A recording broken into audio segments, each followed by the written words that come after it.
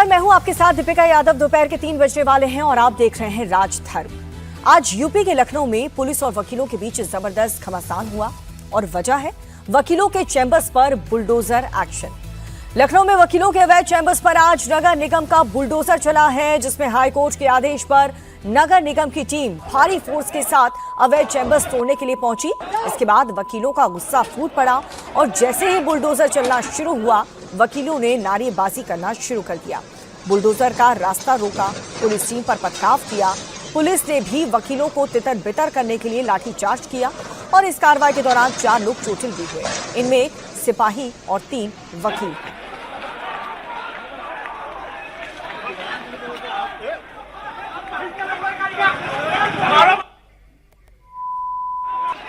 तो वकीलों के अवैध चैंबर गिरने पहुंची नगर निगम की टीम और किस तरह से यहां पर घमासान मचता हुआ नजर आया।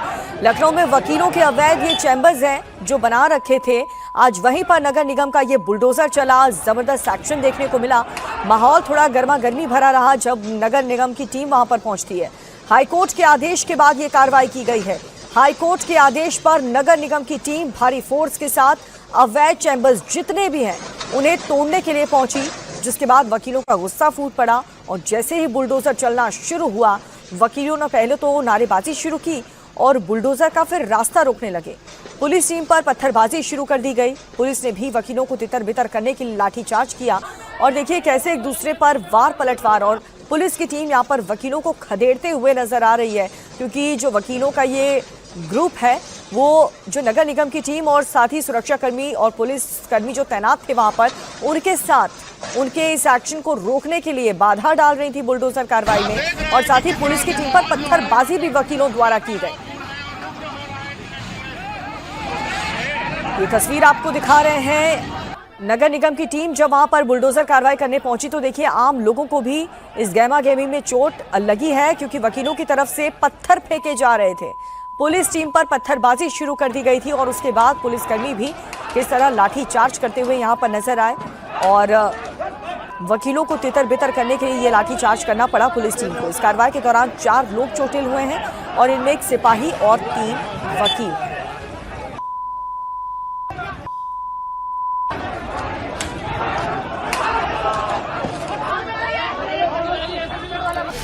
तो लखनऊ में वकीलों ने पुलिस टीम पर पथराव किया है। प्रदर्शनकारी वकील और पुलिस के बीच तीखी नोकझोंक के बाद ये धक्का मुक्की शुरू हो गई और इस दौरान उग्र भीड़ और कुछ वकीलों ने पुलिस टीम पर पथराव भी कर दिया।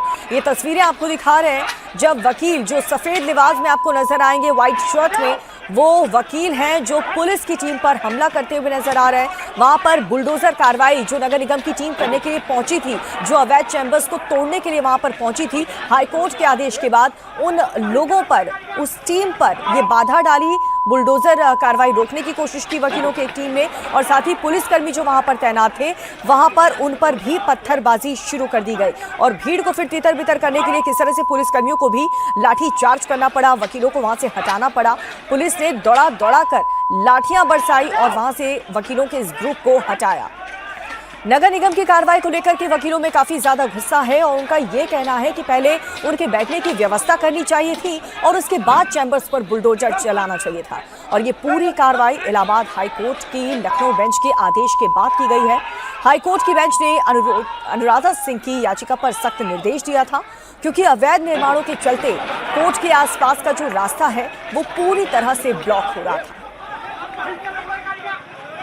लखनऊ का ये पुराना हाई कोर्ट है और ये स्वास्थ्य भवन चौराहा है और इस चौराहे पे ज़बरदस्त एक्शन देखने को मिल रहा है। बुलडोज़र है, 6 बुलडोज़र आए हुए हैं, वकील हैं, वकील धरने पे बैठ गए हैं।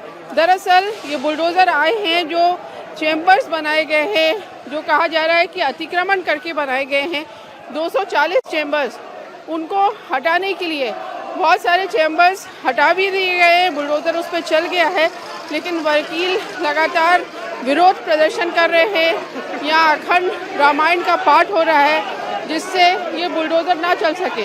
अब ये बुलडोज़र है और इसके सामने वकील यहाँ सड़क पर धरने पे बैठ गए, विरोध कर रहे हैं। क्या कहना है आप लोग?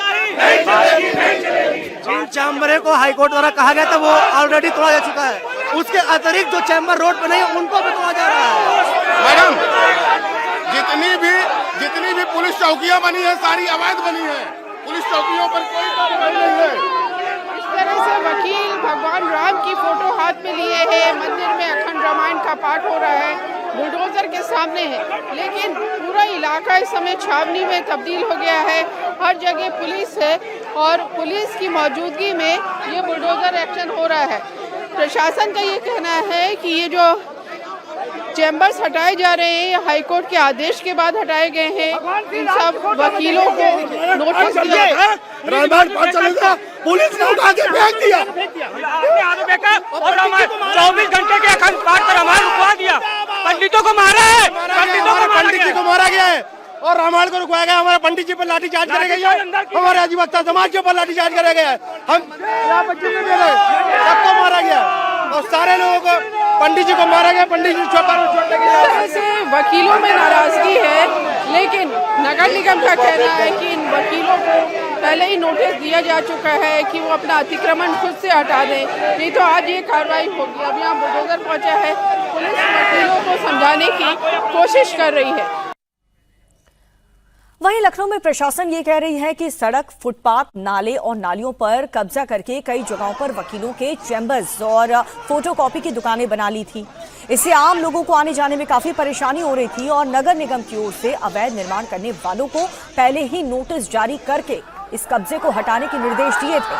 नोटिस मिलने के बाद कुछ लोगों ने खुद ही अपने कब्जे को हटा लिया, लेकिन बड़ी संख्या में अब भी निर्माण बने हुए हैं। इसी को देखते हुए कार्रवाई का ये फैसला लिया गया है।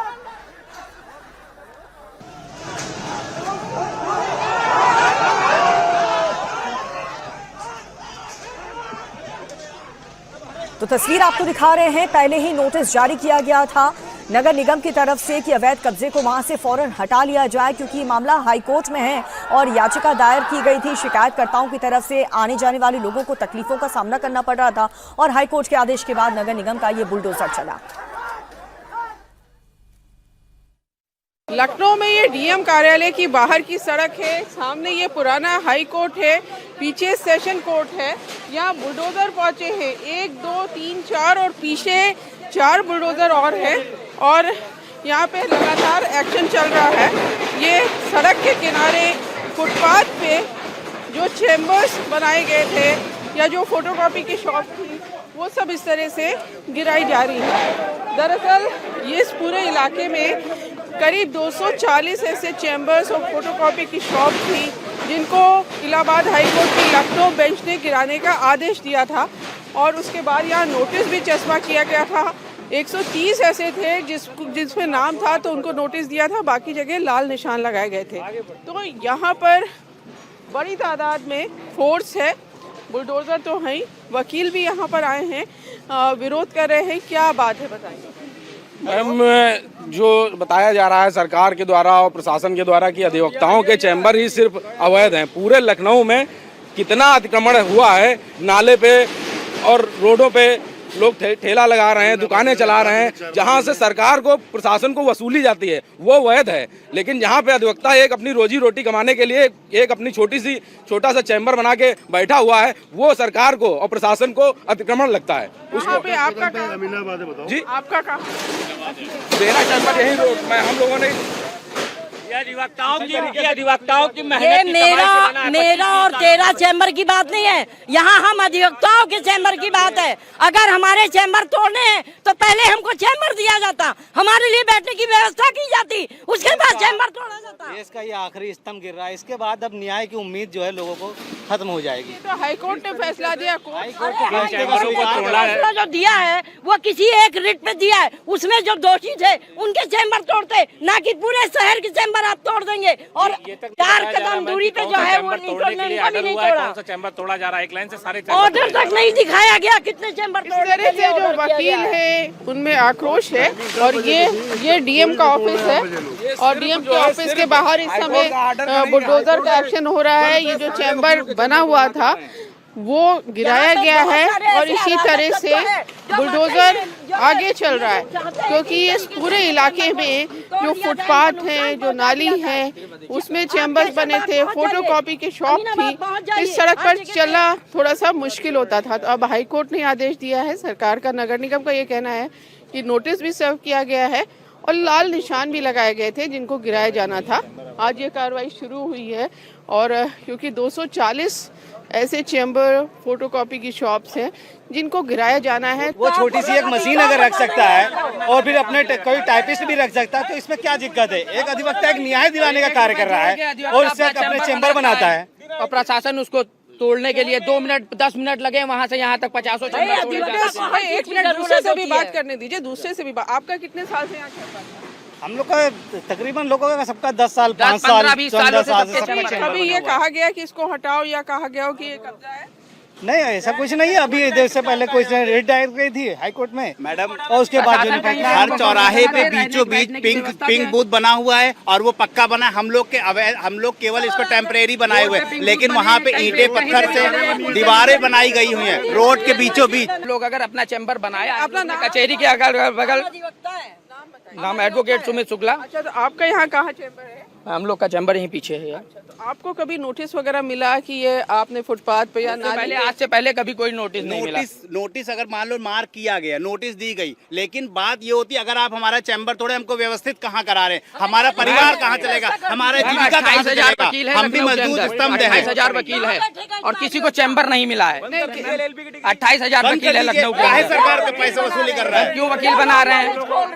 इस तरह से वकीलों की नाराजगी है कि इनका चैम्बर हटाया गया, लेकिन इनको कोई दूसरी जगह नहीं दी गई। लेकिन पूरे इलाके में आपको हम दिखाएं अगर, तो सब तरफ पुलिस ही पुलिस है। यहाँ पर बुलडोजर की कार्रवाई लगातार यहाँ चल रही है और ये डीएम ऑफिस के ठीक बाहर की जगह है जहाँ ये फुटपाथ पर एक चैम्बर था, बल्कि 2 चैम्बर थे जिनको गिराया गया है। और क्योंकि ये इलाका काफ़ी ज़्यादा सेंसिटिव है, इसलिए पुलिस भी यहाँ काफ़ी बड़ी तादाद में लगाई गई है। और लखनऊ में वकीलों के विरोध के बीच एक महिला वकील ने चैम्बर का दरवाजा बंद कर लिया और अंदर कपड़े का फंदा लगा रखा था। पुलिस ने कड़ी मशक्कत के बाद महिला वकील को समझा करके किसी तरह चैम्बर से बाहर निकाला।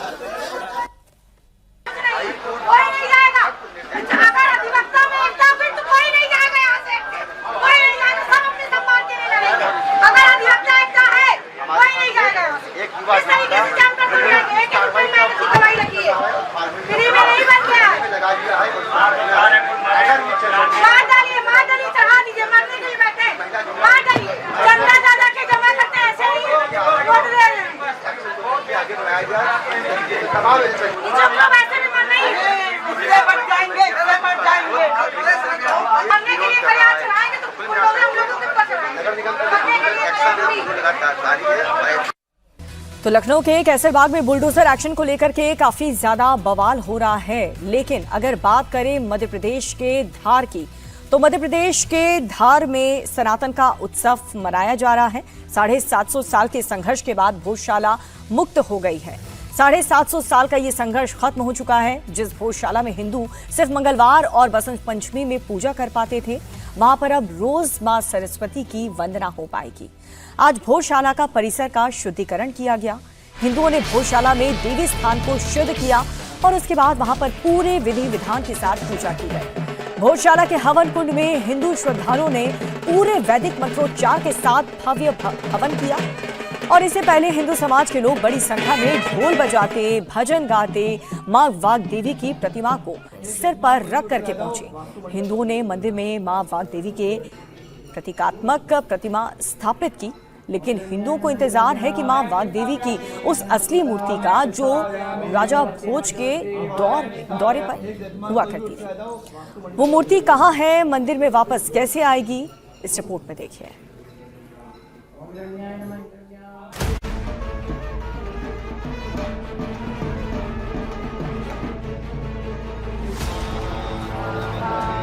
भोजशाला में हवन हो रहा है। भोजशाला में भजन हो रहा है।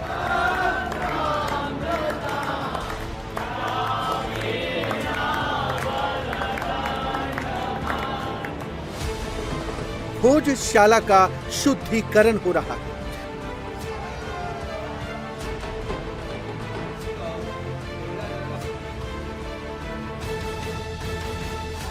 भोजशाला में मां वाग्देवी की पूजा हो रही है। मध्य प्रदेश के धार की जिस भोजशाला में हर जुमे नमाज होती थी, वहां इस समय हर तरफ सनातन की छटा बिखरी है। भोजशाला का जो वैभव राजा भोज के शासनकाल में था, वही वैभव आज फिर से नजर आ रहा है।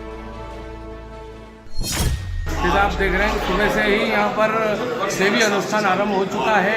गौशाला का शुद्धिकरण हो रहा है और जैसे मंत्रों का गुंजायमान राजा भोज के शासनकाल में यहाँ पर हुआ करता था, वैसा ही आज 750 साल के संघर्ष के पश्चात गौशाला में पुनः इन मंत्रों की गूंज सुनाई दे रही है।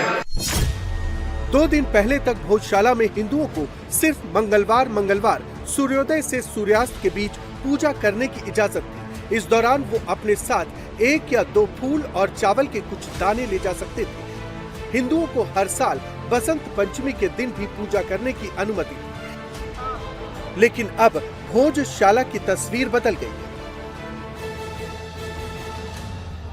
अब हिंदू यहाँ सिर्फ मंगलवार और बसंत पंचमी को पूजा नहीं करेंगे, बल्कि यहाँ अब हर रोज मां सरस्वती की वंदना की जाएगी। आज रविवार के दिन भोजशाला में भक्तों की कतार लगी। हिंदू समाज बड़ी संख्या में ढोल बजाते और भजन गाते हुए मां वाग्देवी की प्रतिमा को सिर पर रखकर पहुंचे।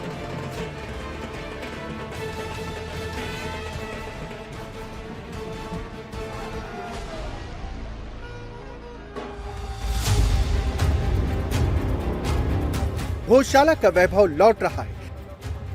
आज उसकी यज्ञशाला को फिर सजाया गया है। फिर पूजा पाठ अनुष्ठान कार्यक्रम किए जा रहे हैं। मंदिर में मां वाग्देवी की प्रतीकात्मक प्रतिमा स्थापित कर दी गई। अयोध्या के राम मंदिर का मिलना जितना बड़ा था, उतना ही बड़ा धार में हमारी वाग्देवी की विजय है। हिंदू समाज के लिए हमेशा ये खुला रहेगा, वो दर्शन कर सकते हैं, अपना ज्ञान अर्जित कर सकते हैं। राजा भोज ने बनाई थी और आर्कियोलॉजिकल के आधार पर कोर्ट ने डिसीजन दे दिया। अब हिंदू समाज के लिए हमेशा के लिए खुला है। आगामी समय में इसको सांस्कृतिक धरोहर, सांस्कृतिक विरासत एक अकादमिक रूप से इसको अब स्थापित करने की आवश्यकता है। उसमें निश्चित ही प्रदेश सरकार सहयोग करेगी। धार की भोजशाला को लेकर हिंदू और मुस्लिम समुदाय के बीच लंबे समय से विवाद चल रहा था। मुस्लिम समुदाय इसे कमाल मौला मस्जिद बताता रहा था। हिंदू समाज इसे मां सरस्वती का मंदिर कहता आया, लेकिन हिंदू अपनी आस्था पर डटे रहे और आखिरकार 750 सालों के संघर्ष के बाद अदालत ने फैसला कर दिया, भोजशाला मस्जिद नहीं मंदिर है, यहाँ नमाज नहीं पूजा की जाएगी। आदिकाल से भोजशाला मंदिर और आध्यात्म का एक बड़ा केंद्र रहा है। विगत कुछ वर्षों से यहाँ पर नमाज भी अदा की जा रही थी। तो आज इस संदर्भ में सबसे पहले सकल हिंदू समाज एकत्रित होकर संतों और आचार्यों के साथ मिलकर इसका शुद्धिकरण कर पुनः यहाँ नई अखंड ज्योत को विराजमान कर पूजन अर्चन आरंभ कर रहा है। अयोध्या के राम मंदिर का मिलना जितना बड़ा था, उतना ही बड़ा धार में हमारी वाग्देवी की विजय है। इतिहासकारों के मुताबिक भोजशाला का संबंध परमार वंश के राजा भोज से माना जाता है, जिन्होंने 11वीं सदी में धार को शिक्षा और संस्कृति का बड़ा केंद्र बनाया था। हिंदुओं और हिंदुओं से जुड़े संगठनों का दावा है कि यहाँ मां सरस्वती की पूजा होती थी और ये संस्कृत अध्ययन का प्रमुख स्थान था, लेकिन मुस्लिम समुदाय इसे नहीं मानता। इस विवाद में मुस्लिम समुदाय इसे कमाल मौला मस्जिद बताता रहा है, लेकिन कोर्ट के आदेश के बाद अब मुस्लिम पक्ष को भोजशाला परिसर में नमाज पढ़ने की इजाजत नहीं होगी और हिंदुओं को पूर्ण रूप से नियमित पूजा का अधिकार दे दिया गया है। हिंदुओं को मां वाग्देवी का मंदिर मिल गया है। आज हिंदू समाज ने भोजशाला में मां वाग्देवी की प्रतीकात्मक मूर्ति भी स्थापित कर दी है। लेकिन सवाल ये है कि आखिर ओरिजिनल मां वाग्देवी की मूर्ति कहाँ है? भोजशाला से मां वाग्देवी की मूर्ति लंदन कैसे पहुंच गई? 117 साल से लंदन में कांच में क्यों कैद है भोजशाला की देवी? लंदन के म्यूजियम से वापस भोजशाला कब लौटेगी मां वाग्देवी? क्योंकि बिन मां वाग्देवी भोजशाला अधूरी है। माननीय उच्च न्यायालय ने कल राज्य सरकार और केंद्र सरकार को निर्देशित किया है कि लंदन के ब्रिटिश म्यूजियम में जो माँ वाग्देवी की मूर्ति 125 सालों से कैद है उसको लाने के प्रयास सरकार को करना चाहिए।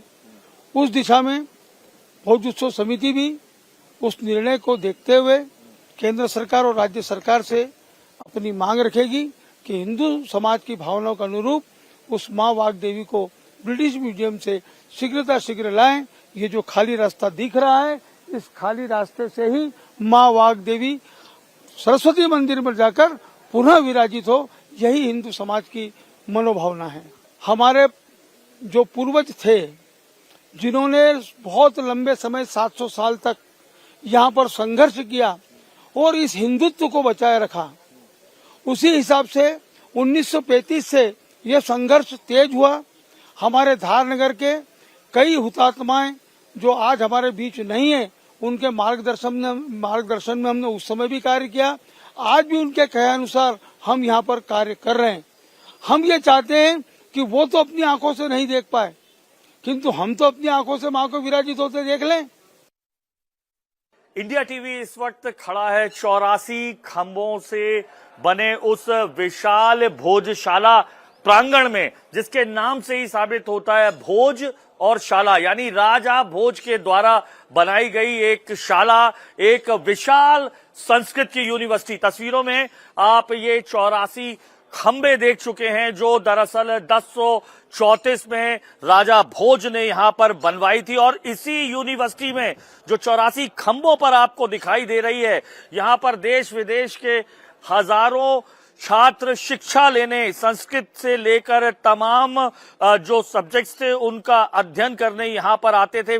माना जाता है 500 से ज्यादा विद्वान और कवि यहां पर रहते थे, जिनमें माघ, धनपाल, उवट जैसे महान जो नाम शामिल थे जिन्होंने यहां पर शिक्षा ग्रहण की। और दरअसल ये एक एम्पी थिएटर था, यहां पर बड़े बड़े जो नाट्य हैं उनका मंचन होता था, रंगमंच का मंचन होता था। बीच में जो आप ये यज्ञशाला देख रहे हैं, यहां पर विशाल जो है अग्नि की ज्वाला जो है वो जलती थी, जिससे रात में भी यहां पर नाटक होते थे। और ये 84 खंभों में तमाम संस्कृत के प्रकांड विद्वान, बड़े बड़े कवि यहां बैठा करते थे। तो ये संस्कृत की एक बड़ी यूनिवर्सिटी के साथ एक बड़ा प्रांगण था, जहां पर शिक्षा के साथ साथ संगीत, ज्योतिष, भूगोल सबकी शिक्षा दी जाती थी। ये यूनिवर्सिटी का विशाल कैंपस दिखाई दे रहा है। 84 खंबे, 84 का संयोग राजा भोज के साथ लगातार लगा रहा है। 84 खंभों में ये पूरी यूनिवर्सिटी बनी थी। 84 चौराहे, धार में अगर कहें तो गलत नहीं था। राजा भोज ने 84 ग्रंथों की रचना की, जिसमें ज्योतिष से लेकर तमाम ग्रंथ थे। और 84 ही चूंकि ज्योतिष और इसके ज्ञाता थे, इसलिए 84 उन्होंने यंत्रों की भी रचना की, जिसमें से 2 यंत्र अभी भी सुरक्षित यहां पर रखे हैं, नागमणि से लेकर तमाम। अब चूंकि ये विशाल यूनिवर्सिटी हुआ करती थी, जहां संस्कृत के प्रकांड पंडित यहां पर पढ़ने आते थे। माँ देवी वाग्देवी के नाम पर, चूंकि माँ वाग्देवी यानी सरस्वती को ज्ञान और ज्ञान का भंडार माँ कहा जाता है, इसलिए उनके नाम पर ये पूरी की पूरी जो है जगह बनी हुई थी।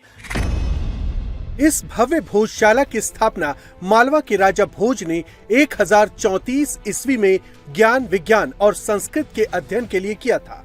राजा भोज ने यहाँ वाग्देवी की मूर्ति स्थापित की थी।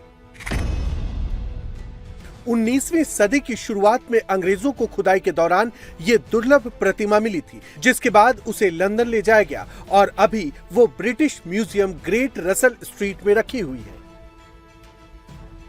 लेकिन सवाल उठता है कि भोजशाला से मां वाग्देवी की प्रतिमा लंदन कैसे पहुंच गई। यहाँ पर वाग्देवी का मंदिर था, पूजा होती थी। मां वाग्देवी की जो प्रतिमा है वो यहाँ पर स्थापित रही है।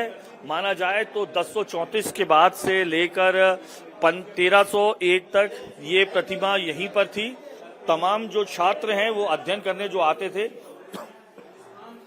तक्षशिला और नालंदा जैसे, वो यहाँ आकर अध्ययन करते थे। और उसी अध्ययन की शुरुआत से पहले मां वाग्देवी की आराधना करते थे। जब मुस्लिम आक्रांताओं ने 1301 से इस पूरे मंदिर प्रशासन को ध्वस्त करना शुरू किया 1515 तक, उसके बाद काल के गाल में ये तमाम चीजें जो हैं वो चली गईं। दरअसल 1305 ईस्वी से इस इमारत का इस्लामीकरण शुरू हुआ। अलाउद्दीन खिलजी ने मालवा पर हमला कर दिया। मालवा पर आक्रमण के दौरान इस मंदिर परिसर को भारी नुकसान पहुंचाया गया। 14वीं और 15वीं शताब्दी, खासकर 1514 ईस्वी में महमूद शाह खिलजी के दौर में इस परिसर को मस्जिद बनाया गया। इसके अंदर कमाल मौला का मकबरा बना दिया गया। मंदिरों से सनातन की पहचान को मुस्लिम आक्रांताओं ने मिटाने की कोशिश की। मां वाग्देवी के निशान मिटाने के लिए मूर्ति को दबा दिया गया, जिसे बाद में अंग्रेजों ने खुदाई में ढूंढ निकाला। अब हिंदू एक एक करके अपना अधिकार वापस ले रहे हैं। जिन मुस्लिम आक्रांताओं ने भोजशाला को उखाड़ा, उसमें मकबरा बनाया, उसे यहाँ से हटाने की मांग उठ रही है। या वो मंदिर है स्थापित हो चुका है और कोर्ट ने न्याय की मुहर लगा दी है, तो अब मंदिर को मंदिर के रूप में प्रतिष्ठित होना चाहिए। तो वहां पर जितने भी ऐसे प्रतीक चिन्ह हैं जो बाद में लगाए गए थे और जो मंदिर के ऊपर कलंक हैं, जिस प्रकार से जो संस्कृत के अलावा कुछ अरेबिक या उर्दू में जो भी वो एक मेहराब टाइप की बनी हुई है उसमें कुछ लिखा हुआ है, या जो माता सरस्वती का जो गर्भगृह है तो उसके राइट हैंड साइड में कुछ सीढ़ियां बना करके व्यवस्था, सिंहासन टाइप का व्यवस्था की गई है। हाँ, तो वो सब चीजें मंदिर परिसर का हिस्सा नहीं है और मंदिर के नाम पे कलंक है। तो अब क्योंकि एएसआई को इसका संरक्षण करना है, तो हमको कानूनी प्रक्रिया ही पालन करनी है। तो हम एएसआई से भी इसके लिए निवेदन करेंगे कि वो जो चीजें हैं जो मंदिर परिसर के या मंदिर की भावना के या मंदिर के नेचर से हट करके चीजें, उन सभी को हटाया जाए। उन सभी की कोई आवश्यकता वहां पर नहीं है। भोजशाला में एएसआई को सनातन के एक नहीं अनेक अमिट और अटल सबूत मिले, जिसने इस पूरे केस को पलट दिया। भोजशाला की हर दरो दीवार सत्य सनातन की गवाही देती है। और मदन गुरु का लिखा हुआ ये पारिजात मंजरी है। इसमें अगर आप देखें तो ये ओम नमः शिवाय के अंक ये आपको साफ पढ़ने में नजर आ रहा है। ओम नमः शिवाय यहाँ से शुरुआत की इस पारिजात मंत्री जो मंजरी ग्रंथ की, और हिंदी में जैसे हर वाक्य के बाद एक कॉमा लगाया जाता है, फुल स्टॉप लगाया जाता है, उसी तो हिंदू समाज में भोजशाला को लेकर खुशी की लहर है, तो वहीं दूसरी तरफ ग्लोबल संकट पूरी दुनिया के लिए एक बहुत बड़ा चैलेंज बना हुआ है। प्राइम मिनिस्टर मोदी कई बार संसाधन बचाने की अपील कर चुके हैं और इसके साथ ही भविष्य को देखते हुए बड़े बड़े फैसले भी लिए जा रहे हैं। चांदी के इंपोर्ट को लेकर के सरकार ने एक बड़ा फैसला लिया है। इसे फ्री कैटेगरी से हटाकर रिस्ट्रिक्टेड कैटेगरी में डाल दिया गया है। सरकार के इस फैसले का क्या असर होने वाला है और क्यों मोदी सरकार ने ये पाबंदी लगाई, एक एक डिटेल इस रिपोर्ट में देखिए।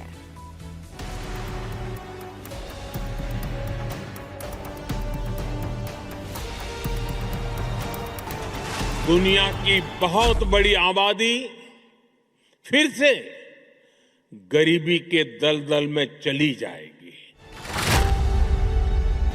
युद्ध काल में मोदी का वॉर मोड एक्शन।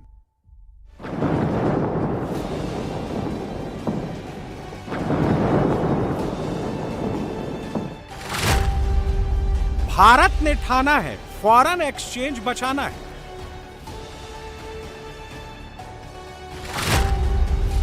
इकॉनमी की ग्लोबल लड़ाई, सोना चांदी पर सख्ती बढ़ाई।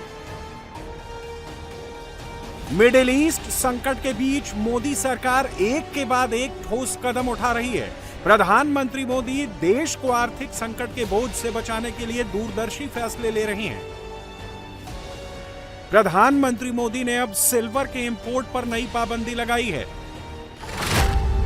सिल्वर बार समेत चांदी की कई प्रमुख श्रेणियों को फ्री श्रेणी से हटाकर रिस्ट्रिक्टेड कैटेगरी में डाल दिया गया है। अब चांदी का इंपोर्ट करने के लिए कंपनियों को सरकार से लाइसेंस लेना होगा। अब 99.9% शुद्धता वाला सिल्वर बार, अनरॉड सिल्वर, चांदी पाउडर या सोने या प्लेटिनम की परत चढ़ी चांदी को विदेश से मंगाने के लिए सरकार की इजाजत लेनी होगी। इसके बिना कस्टम क्लियरेंस नहीं मिलेगा। चांदी की कुछ खास कैटेगरीज को आरबीआई की निगरानी के दायरे में भी लाया गया है। इन सख्तियों के जरिए सरकार का मकसद चांदी के इंपोर्ट पर ज्यादा निगरानी रखना है। इसकी भी वजह आपको बताते हैं। दरअसल बढ़ते इंपोर्ट से देश का इंपोर्ट बिल और ट्रेड डेफिसिट बढ़ रहा है। इसे कंट्रोल करने के लिए विदेशी बाजार के दबाव के बीच रुपए को मजबूती देने के लिए सरकार ने ये कदम उठाया है। प्रधानमंत्री लगातार देश को वैश्विक संकट को लेकर आगाह कर रहे हैं। नीदरलैंड दौरे पर भी पीएम मोदी ने भारतीय समुदाय को संबोधित करते हुए दुनिया को युद्ध के बाद बने हालात को लेकर चेताया। इससे पहले प्रधानमंत्री भारत में लोगों से 1 साल तक सोना चांदी ना खरीदने की अपील कर चुके हैं। आज की दुनिया किस तरह नई नई चुनौतियों से जूझ रही है। पहले कोरोना आया, फिर युद्ध होने शुरू हो गए और अब आज की एनर्जी क्राइसिस है। ये दशक दुनिया के लिए आपदाओं का दशक बन रहा है। हम सभी देख रहे हैं, अगर ये स्थितियां तेजी से नहीं बदली गई तो बीते अनेक दशकों की उपलब्धियों पर पानी फिर जाएगा। दुनिया की बहुत बड़ी आबादी फिर से गरीबी के दलदल में चली जाएगी। सोने की आयात पर भी देश का बहुत बड़ा पैसा विदेश जाता है। मैं आप सबसे, देशवासियों से आग्रह करूंगा कि जब तक हालात सामान्य न हो, हम सोने की खरीद को टालें। गोल्ड की जरूरत नहीं है।